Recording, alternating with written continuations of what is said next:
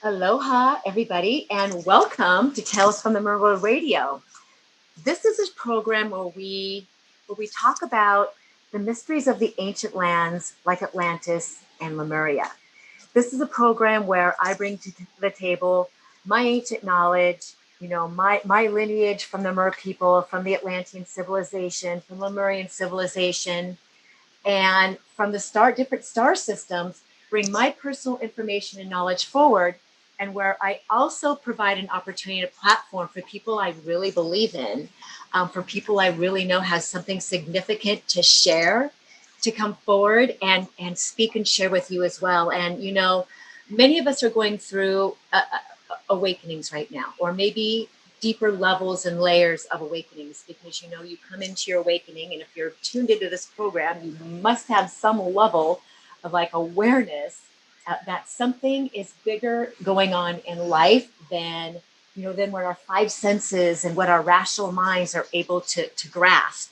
Something is bigger is happening on this planet, and has been happening for a very long time than maybe we were taught in school or taught from our parents.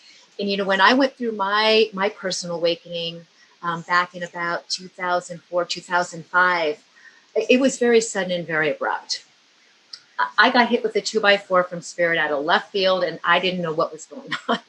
And I was fortunate enough to have a few people step up and help me through my awakening, and help me step into, not only understanding what I was feeling, what I was sensing, what I was going on, all these downloads that we're getting, but also help me come to my spiritual gifts, help me come to understand what that meant to be awakened to my spiritual gifts, to my different clairs, and mostly to my purpose and to my passion, all the things that I was really meant to do by spirit out into the world. When I had my awakening, I was living in Phoenix, Arizona in 2004, married with a very young family, and really had no idea who I was or what I was meant to do in life.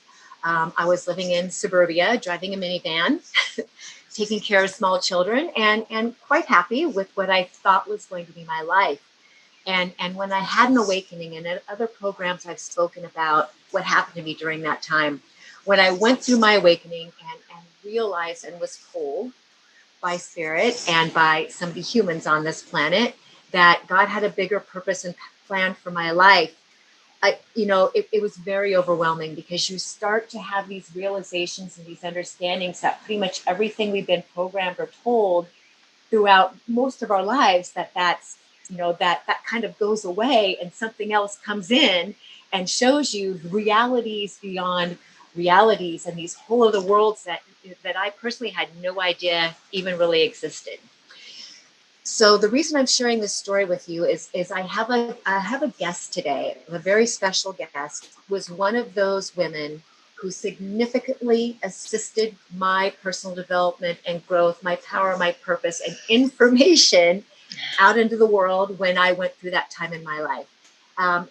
Sharon Sananda Kumara and I came together maybe 2006 or 2007. We were introduced by a mutual friend who saw that we shared the same Mer lineage, and decided that we would get along well, and that we'd have a lot in common, and that we could probably really contribute and co-create to one another's lives. And oh my gosh, Sharon, when I met her, was just so far advanced in her knowledge, in her spirits, in her pathway than I was. And I was just I was so grateful that she came into my life and kind of took me under her wing, I would say, and really made me make sense of a world that was just starting to make sense to me, and anchor in who I am, not only as a Mer being, as part of the Mer family, but also anchor in my purpose, the things I was about to do in life. And, I'm going to read you her bio in just a few moments. One of the things that Sharon does really well, and one of the great experiences that I had with her, was a past life regression. And we're going to talk about that past life regression right after I read to you Sharon's bio. She's a psychic medium, a hypnotherapist specializing in past life soul retrieval, spiritual counselor, conscious channel, teacher, student, speaker, paranormal researcher and photographer, and co-creator of the Oracle of Orbs cards. I didn't even know you did those. I'm really excited to have you talk a little bit about that. She currently lives in Portland, Oregon area. She's the founder of the Kumara Academy of Transformation and Light Journeys and Metaphysical Fairs. Sharon continues to consciously work with channeling higher vibrational beings ever since her near-death experience in 2001. She has since been guided to utilize her abilities to help others utilize their true selves. And on that note, Sharon, thank you so much for coming for Tales from the Merworld Radio. I'm really excited to have you here. Oh, well, thank you, Ameera. It's a blessing to be here, and I love seeing your beautiful face. I haven't seen you in so long since you moved to Hawaii. Yeah, so thank you so much, and you're way too kind. I am so appreciative of you in so many ways. And one of the great benefits of this show is I get to give back to people who've helped me in the world. Well, that's so sweet. Yeah. And, when we met, we definitely had that Mer sister thing going on. And you're just, I can relate to your quickening or your awakening and the being hit over the head by a 2x4 for sure. And I'll talk a little bit about that. But you were determined, as I could see. This is what I'm going to do, and this is how I'm going to make my plan in my journey. And so I really appreciated that about you, and I learn from you all the time as well, that you're walking your path, you're speaking your truth, and you're doing everything that the rest of us are like, wow, why can't I do that? So you are definitely a leader in this this awakening, and so I want to thank you. Okay? And I really went in with both feet in. Once I found out, once I remembered, I was in all the way. Mm-hmm. I was scared out of my mind. Yeah. But there was literally, when you have that moment, and maybe you can relate to this too, and I'm really excited to get to your awakening story because it's so profound. And with so many people going through really radical awakenings and not always understanding if they're even in their right mind, I think what you have to share is gonna really help people tremendously. But when you have that moment of, oh my God, I have a purpose. I actually have a way I get to, and it felt so right in my soul that there was no way that I could not do it. And one of my very first past life regression experiences was with you. It was on your couch on that house by the river, and we went into the Mer world. And I remember telling you that I knew once I went in and remembered the Mer world, I was not going to want to come back, and you're going to have to make me return to my body and make me come out of it, because I had a couple before and they were so impactful, and I wanted to be back there so bad. I just wanted to absorb every second of that lifetime and be with my family. That I warned you, you're going to have to yank me back into consciousness. So we went into it, and I remembered my death in Atlantis. I remembered my family's death. And one of the things you so wonderfully do is soul retrieval. And I learned about soul retrieval from you and from that experience. And you very lovingly and thoughtfully walked me through that full remembrance.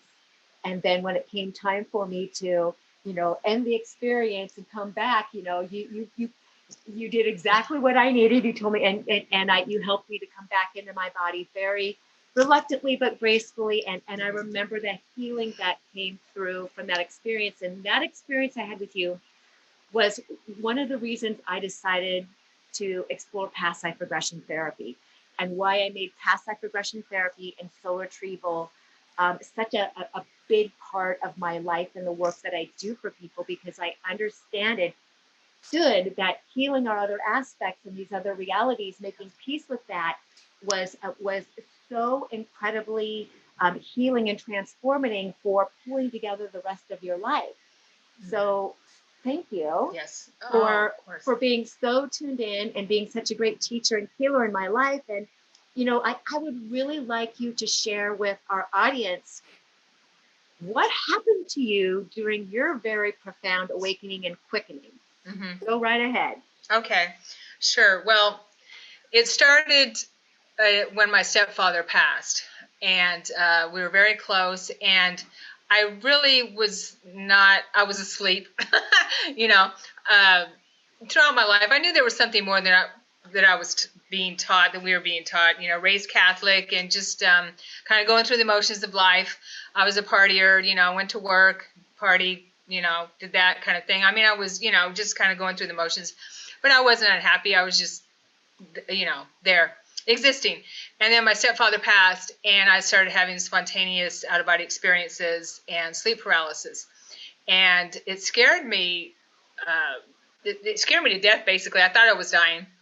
I ended up finding out on the internet, just, accidentally, that sleep paralysis and out-of-body experiences is a good way for you to be able to contact your loved ones and, astral travel and that type of thing. So I started studying everything I could on that and started having conscious out-of-body experiences.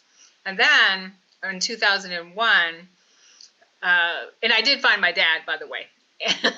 Yeah.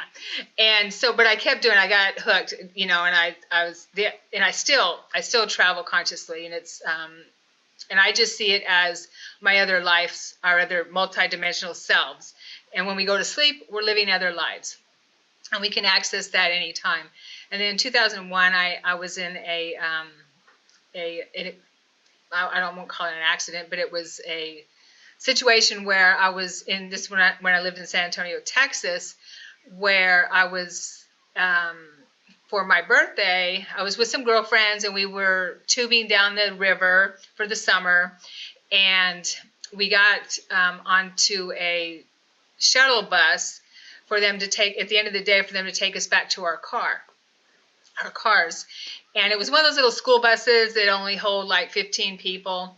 And when we got on, my friends and I got on the bus, the seats were full. So they told us, something told me to get off, but they said, come on, you can stand for a little while. So I went to the back of the bus and stood up against the back door, and they piled us on. And as he was driving down the road, the door popped open, and I fell out of the back of the bus. And my back landed on the trailer hitch, and then I bounced off and landed underneath the trailer, which the bus was pulling a trailer filled with our ice chests and our inner tubes and things like that. And the trailer ran over my head. And at that point is when I popped up out of my body. And at that point, I realized I was looking down at my body, and I mean, time just stood still, right? I mean, things were happening, but there was no time to me. And I remember this in increments.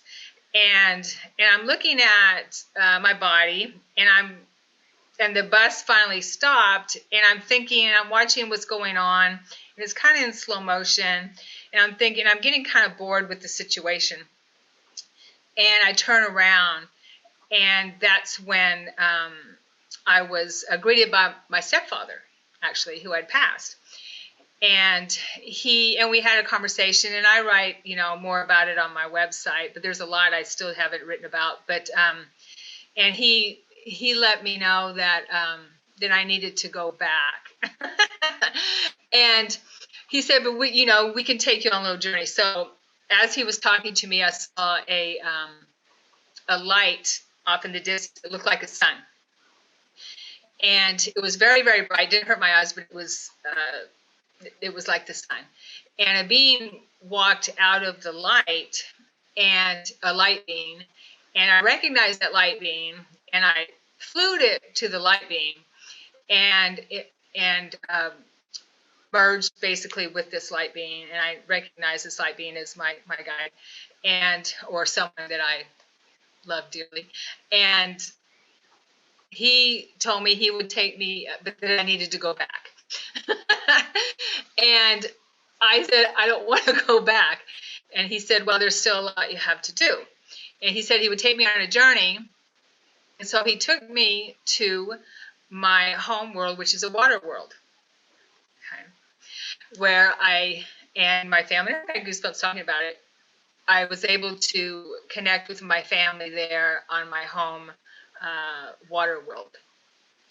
And what he told, one of the things he told me was that when I finish my mission here, I can, or I will, or can choose to exist there in that world again.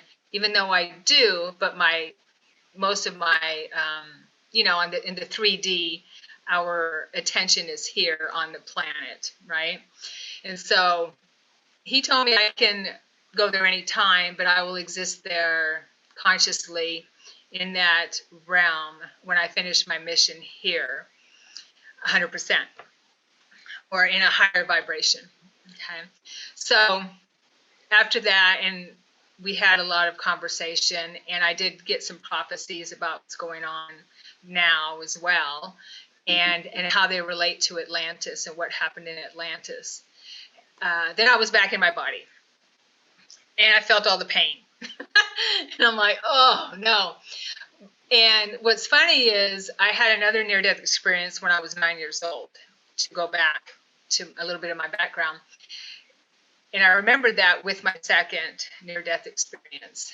And as a child, there was a family member who was who abused me on a regular basis. Okay. And in one instance, he was beating me up, and he ended up killing me, and I left my body. And I was met by this same being, and he told me I didn't have to come back. He said, you've suffered enough. What he said was, you've suffered enough, child. You don't have to go back. You can wait. And I said, well, no, I haven't even started my mission yet, And so he said, are you sure? And so I was brought back. The second time, I'm like, I don't want to go back. I was in my 40s then. So it was a lot different sentiment at that point. So with that, after my near-death experiences, when things started happening, I promised my guides my guide, he also told me that he would be with me all the time, and that I needed to meditate. And so I would spend every night, I made a commitment to be in my room every night at 9 p.m. in meditation and connect with him. And my room basically became my classroom. And I could see the beings in my room with him that were working with me. I could see them with my third eye as if they were here physically. My chakras he was healing, they were healing my chakras, healing the damage to my brain, okay, from lifetimes of trauma, and which we all have. We have trauma in our past life, our programs. And so it became very, how do I put it? I believe I went through a spontaneous Kundalini experience at that time, which I believe was my quickening. And at that time, I was connecting to extraterrestrial beings as well, and my Mer mate and the Mer world. I can totally relate to what you were saying, Ameera, about not wanting to come back, because I would go into meditation and travel to the Mer world and be with my Mer family, and I'd see my children. Yeah, and it was home. Like it was the soul home. Mm-hmm. And when we have that experience, it's so different than the earthly family. And the earthly experiences, the Mer experience, the extraterrestrial experience, very different energetically and vibrationally than the human family experience. Yes, and totally. I think that's probably one of the reasons we come here. I mean, I feel like we come to Earth for contrast. Mm-hmm. To experience something different. You don't know and appreciate one unless you have the other. So we come to Earth, and we have these really dramatic, sometimes traumatic, and sometimes wonderful experiences. to understand what it is like and how to problem solve and how to learn and grow and evolve our soul in this completely different way. Totally. We're going to take a quick break. And Mhm. when I come back, if you have anything left to share about your awakening and your quickening, Mhm. that would be great. And I Sure. would like you, you really have some great intel about things that are happening in the world, things you learned from your ET families, Mhm. things you learned from Sananda. And I'd like you to talk a little bit about Sananda and the Kumaras also. Sure. Sure. And also, I'm going to give you an opportunity to share with everybody where they can find you and how they can connect with you when we return in just a few minutes. Okay.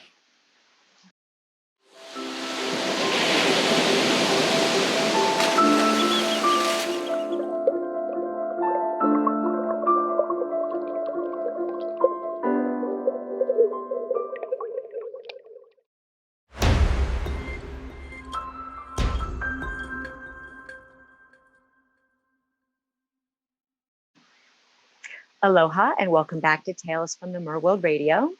I am Ameera Mer Healer, and if you are just tuning in, I have as a special guest today my friend Sharon Sananda Kumara, who is a past life soul retrieval spiritual counselor, conscious channeler, and speaker and teacher of all things paranormal.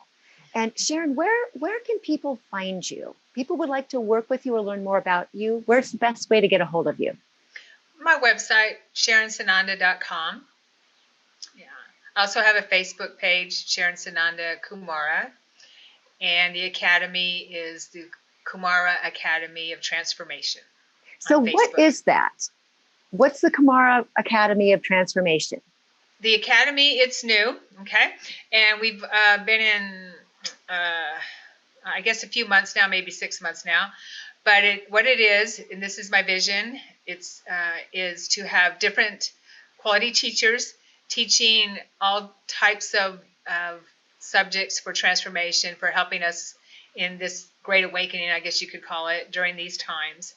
And so from beginning, psychic development, animal healing, animal communication, all the way to advanced courses. Awesome. So what I would really like to know, and what I think my audience would really like to know, you really hold a lot of intel, a lot of information about the transformation that's happening on this planet that some of us may or may not be aware of. And because this show focuses so much on Atlantis and Lemuria, and part of my mission is to help rewrite that spiral and course correct what happened back during those times. What can you tell us about Atlantis and how that's paralleling the events of the world today? What do your ET friends have to say about that? What do they tell you? Well, a lot of the information that I have, it comes from my own memories as well. And I do have quite a few memories of Atlantis, and I believe you mentioned that too, Ameera, that you do. And I also work with people that to help clear the Atlantean memories of the cataclysm. What I recall is that it's almost similar to what we're going through now. Right. Okay. Yeah. That we have moved away from our spiritual centers and also honoring the planet as a sentient being and moving more towards not that science is bad, the science is good, we need science, but when science does not respect or even look at or honor, that we are spiritual beings and that we are multidimensional and where we can't merge those together, then science takes that path where we are we end up in a very bad place. And that's what happened in Atlantis. That what I understand and what I remember is that there were the I guess you could call the beings who were more scientific minded, more AI minded, that type of thing. Yeah, and also working with genetic mutations and DNA splicing and things like that, which was not I good for remember that us. too. Yeah. And one of my out of body experiences, I sat in front of my personal counsel, and they told me that I was here to right the wrongs of Atlantis. And I said, well, what, I was like, what happened in Atlantis? I wasn't at that point yet. And they looked at each other and said, well, let's just say it wasn't good. And so I started remembering. And the beings on my council were actually just different extraterrestrials and also a couple of humans. But yeah, so not honoring the our soul print, our blueprint, and that type of thing. And so it ended up. I understand what I remember is I don't know if you want to call them dark or just we got to have light to have dark, right? And so these beings ended up, what I understand, going underground and creating a seismic explosion for the planet, which caused the tidal waves and the earthquakes and things like that. I mean, it's a lot more detailed than that, but what I recall is dying in the tidal wave that one lifetime. I recall maybe three lifetimes in Atlantis and dying in that tidal wave. And so we were in a 26,000 year cycle because we go through cycles, and we are, what I understand is Atlantis was maybe 55,000 years ago or something like that. And so we're in our second 26,000 year cycle, which is critical for us to be able to move into our next dimension or our next density and of the heart space, moving from the third dimension into the fourth density, or what we might call the fifth dimension. And so it's a pivotal time. And so around 2029, 2030 is what I understand, where we'll be getting, and we're getting solar flares and things like that, a lot of light being blasted onto the planet. That around that time is where the transformation is supposed to be pretty much complete, or to where we have moved in to that timeline of a new and higher Earth. So what kind of things do you feel or expect to be happening between now, this very pivotal election year, and that time, 2029 or 2030? What kind of things have you been told that we can maybe expect or look forward to? Yeah. Or prepare for? Right. Well, we're going through it now, right? Yeah. One thing that I was told, and during my near-death experience, and a lot of this was in my near-death experience, these memories and these conversations were coming, in increments, but was mind control. That was huge, okay, in Atlantis, and it's huge now. And that we have to take sovereign, custody of our own minds, right? And through the electronics and the AI intelligence, and we're slowly being programmed to not be with to have these, and I get it, I have my phone that I use all the time, and I'm on the computer, that we can't be without them, right? And so, and then there's that merging, and Elon Musk is already talking about merging, the internet with our mind and things like that, and inserting chips, or, to where there's that merging. I don't know about you, but that's scary. Yeah. And so there's lots of what I understand beings out there who want to more turn us into AI, basically. Right. Yeah. And so we have to have sovereign, custody of our minds, of our bodies, in order to make that transformation and to not be on that timeline. Right. Yeah. So sovereignty is kind of a buzzword right now. And I speak and teach about sovereignty a lot. And I practice my soul sovereignty as often as I can, because I'm really, really aware that we have all this great technology that helps us out. And at the same time, there's this movement to take away our humanity. And there's this movement to install this programming in us where we are no longer fully embodied soul sovereign humans. So if you were going to teach somebody or recommend somebody the best way to develop or encompass or work towards soul sovereignty in the midst of this, all this technology and all this opportunity, what kind of advice would you give? Well, I would say a few things. One is spend time outside, spend time in nature. Don't be in fear.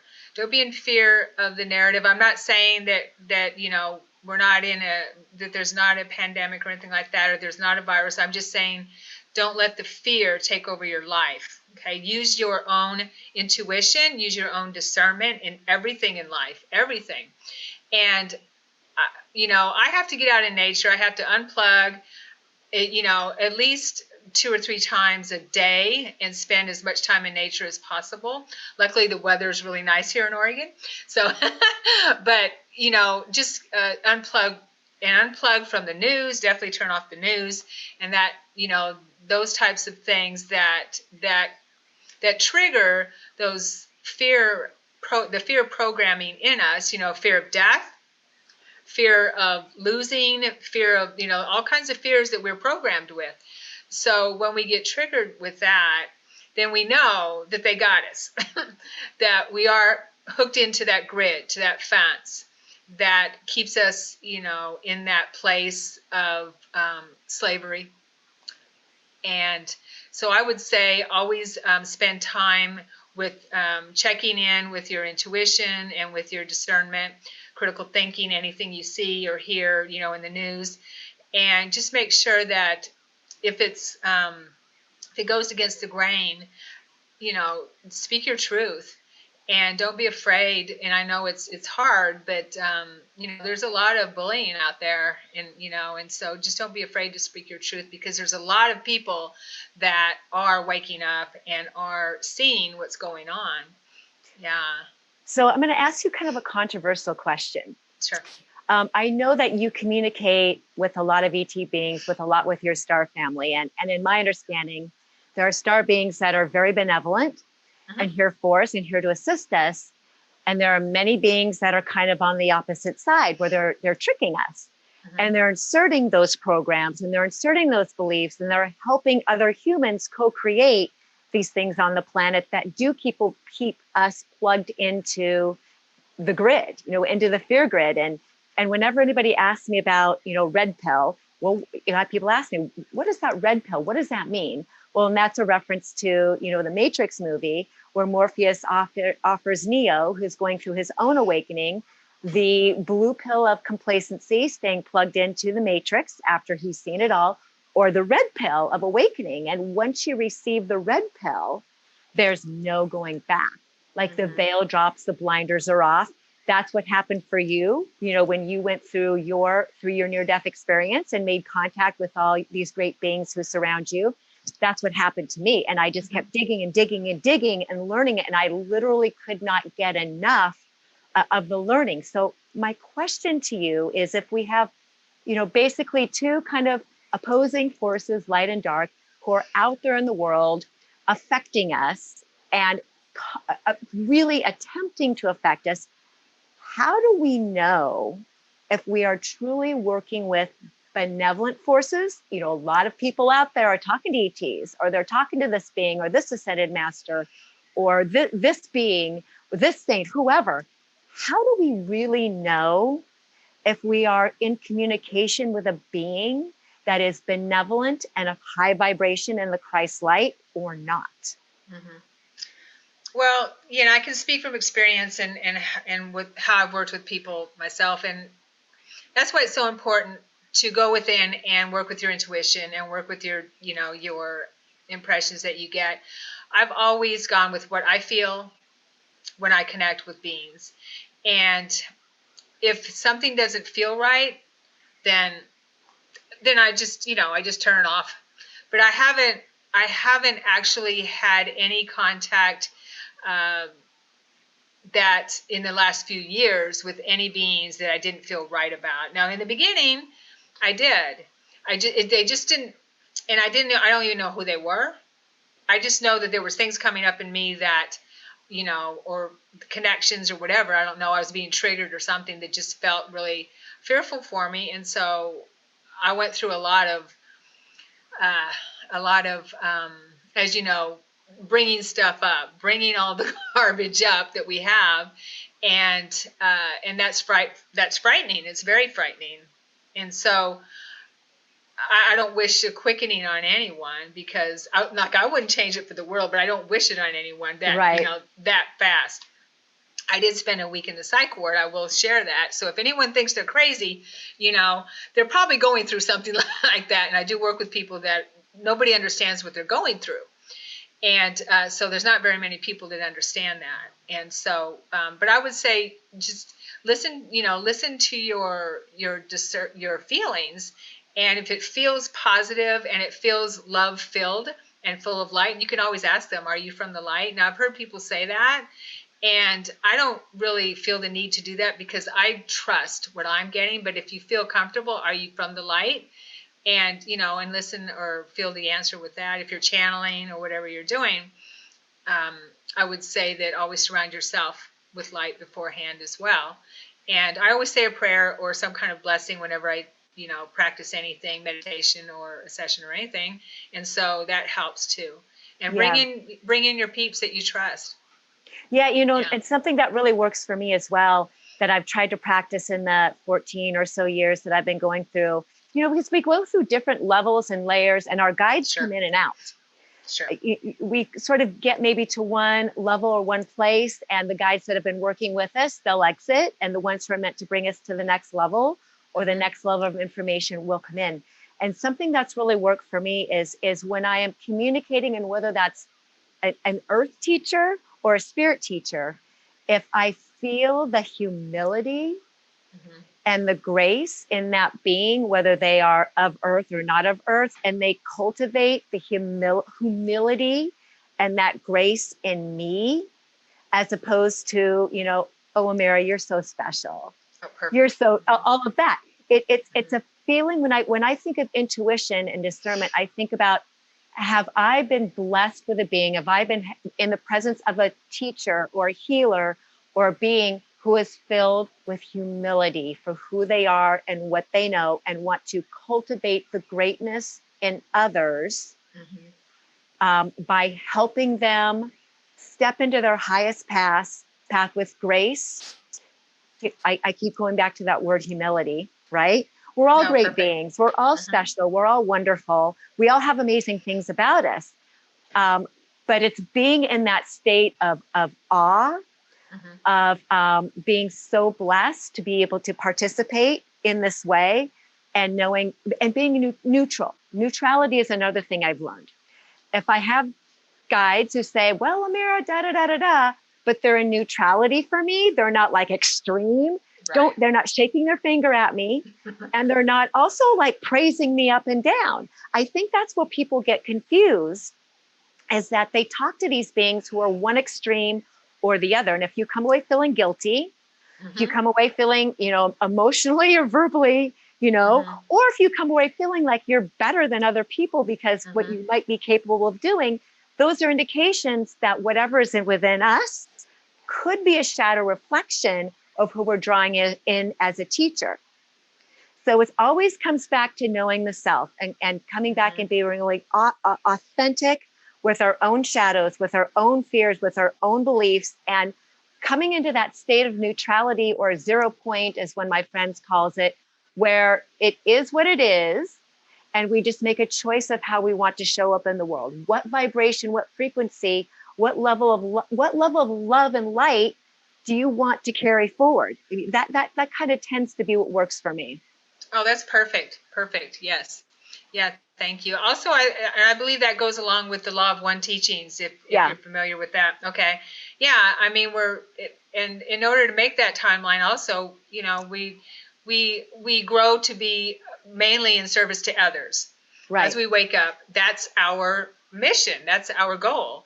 And the beings that that we're talking about, the other side of the equation, are focused on being in service to self.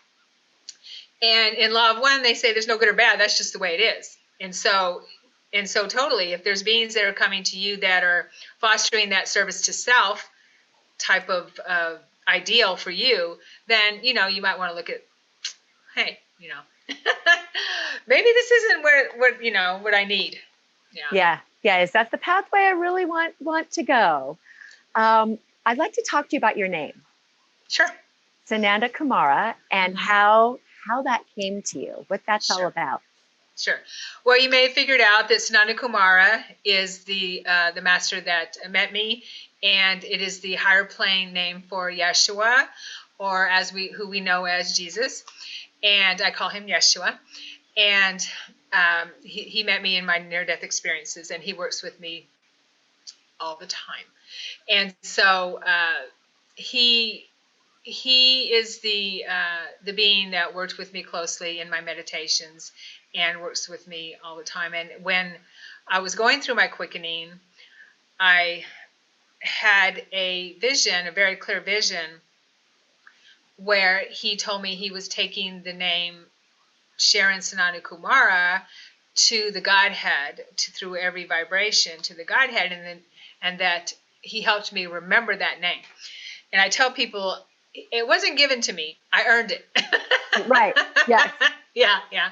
Yes. So that is the name that he enabled me to remember and use in my work in service to the planet.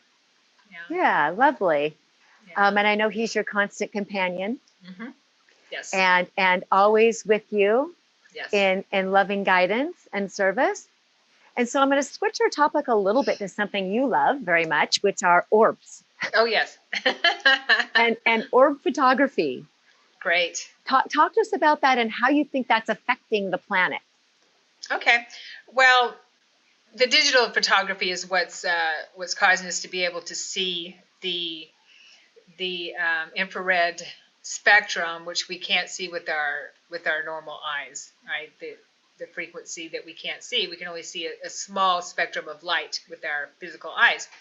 And so with digital photography, we're able to see these anomalies in our photos. And the older cameras are able to pick them up because the photographers were like, what's all this stuff in my photos that are ruining my photo? And so they ended up putting infrared filters on the newer cameras. So I've been taking orb photos for 15, 20 years, I guess, ever since I started waking up to them. And I just, see these little orbs every once in a while. I said, oh, this is so cool. And I got obsessed for a little bit. But then my sister, because we do have a group together called the Orb Sisters, she started taking photos about 3 years ago when she started becoming more interested in this type of topics. Phenomenon. And things like that. Yeah, totally.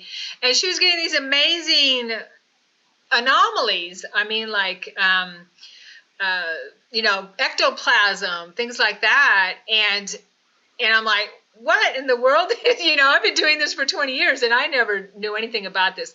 And she started doing research on orb photography and all the anomalies that we can get.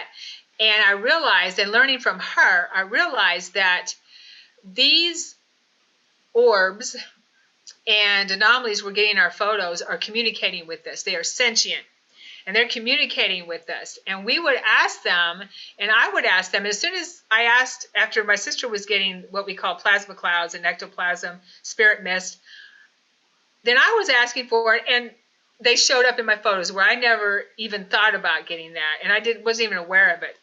And so when I'd ask for something, they would show up and give it to me in my photos. And I realized that these are, it's a communication. And when we're taking these photos, because we take photo shoots and we get amazing photos. ESETI, the ranch in Washington. Yeah, he has some of my sister's photos on his website and things like that. She got a light ship. And just amazing stuff that when we're taking these photos, we're filled with so much light that we're giddy.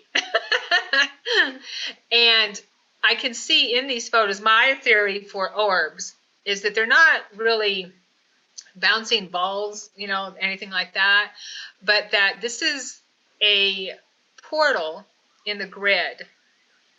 And in our orbs, we can see not only faces and beings and bodies, but we can see sceneries in these light portals in the grid. And they have given us photos where we're able to see grid lines in some of our photos. So what I do is I sit with my photos and I ask them to give me information on what I'm seeing in the photos. And that's how I'm able to see through the grid, I guess you could say. And I want to share that I did see the grid in a grocery store. That's a pretty amazing place to see a grid. Yes. When I was going through my quickening and meditating all the time, I was just walking through the store, and all of a sudden, everything around me, this illusory world, disappeared, and I could see the blue and green grid around me, and it lasted, I'm going to say, 3 seconds, and which is, quite a while when you think about it. Mm-hmm. And I realized then that this is an illusion. Yeah. Mm-hmm. Right. So our photos are showing us, teaching us so much. They're not just about, a ball of light. Right. And our left brain wants to understand. Like we can understand, okay, there's something more, there's a veil, there's a matrix. But when we actually get to see it with our 5 senses, with our eyes, it satisfies that left brain of, okay, that is true. Yes, totally. Okay, now I get it now. Now I've seen it. Now I can believe it, because humans have to usually see something in order to believe it. Yeah. That's just part of human nature.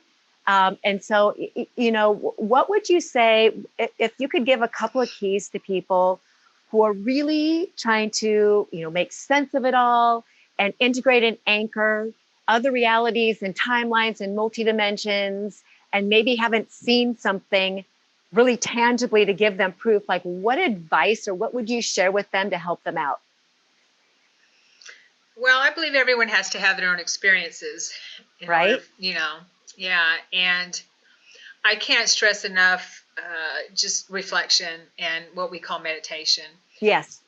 I can't stress that enough. I know that when I'm plugged into, too much to the grid, to that fence around us, I get edgy. I get, my boyfriend and I don't get along, so I can tell a big difference when I haven't spent the time I need with reflection and quiet and just going with nature.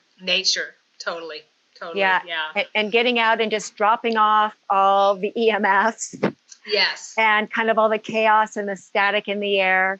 Mm-hmm. And, I'm fortunate enough where I live in a place where I can be outside every single day, and it's very easy to be connected. So, what about for people who live in apartments in the city and things like that? Like what kind of advice can you give to them to help themselves feel more free?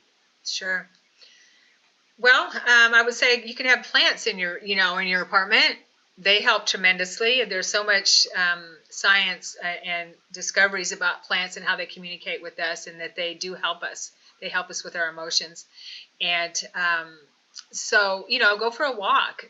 I would say, even if you're in the city, go for a walk, get out, and just get out of your box, your space, and disconnect from the computers and everything. Well, and another thing that really helps me, of course, is fish.